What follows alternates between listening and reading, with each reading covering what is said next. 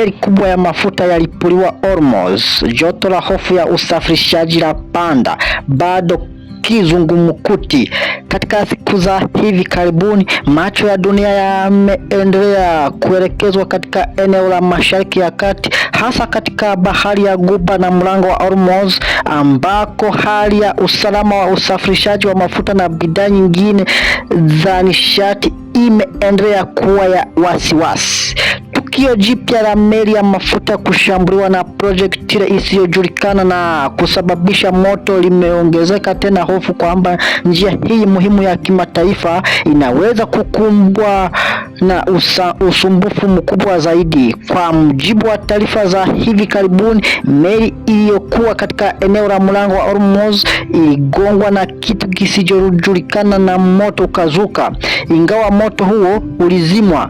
Tukio hilo limetokea wakati ambapo idadi ya meli zinazopita katika njia hiyo bado iko chini ya wastani wa kawaida.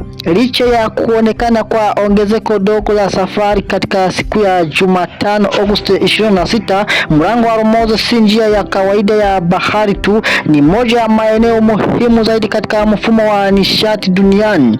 Mafuta ghafla, gesi asilia iliyosindikwa kuwa LNG, bidhaa za petroli na mizigo mingine ya nishati hupitia katika eneo hili kuelekea masoko mbalimbali ya Asia na sehemu nyingine za dunia. Ndio maana tukio lolote linalohusisha meli za mafuta katika eneo hili linaweza kuathiri zaidi ya kampuni moja au nchi moja. Linaweza kugusa gharama za usafirishaji, bima za meli, bei ya mafuta, gharama za uzalishaji viwandani, usafiri wa anga na barabarani, pamoja na bei za bidhaa zinazotegemewa nishati. Hofu hiyo imeongezeka zaidi kwa sababu tatizo la sasa si swala la kama kuna mafuta ardhini pekee, bali ni kama mafuta yaliyopo yanaweza kusafirishwa kwa usalama na kufika kwa wakati katika vituo vya kusafirisha mafuta.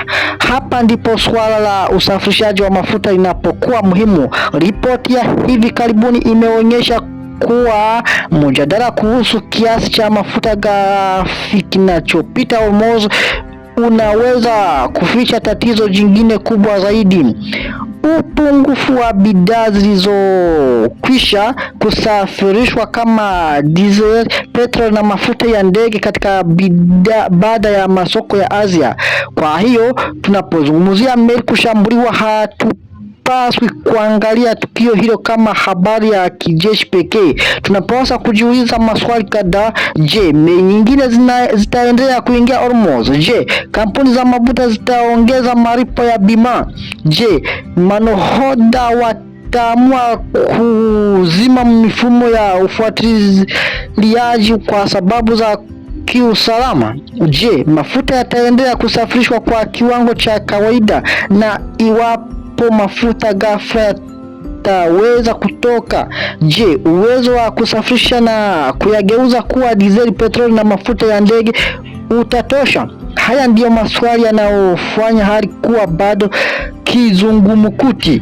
Kwa sasa kuna dalili zinazokinzana. Kwa upande moja, kuna mazungumzo yanayoendelea kuhusu namna ya kusimamia usalama na usafirishaji kupitia Hormuz, huku Irani na Oman zikiendelea kujadiliana kuhusu mpango wa usimamizi wa njia hiyo. Kwa upande mwingine, idadi ya meli bado iko chini ya wastani wa siku nyingine zilizopita, na tukio jipya la meli kugongwa na projected linaonyesha kwamba hatari ya kiusalama haijaondoka kabisa. Hii ni Chaka Media, mimi ni Press Motivator. Asanteni.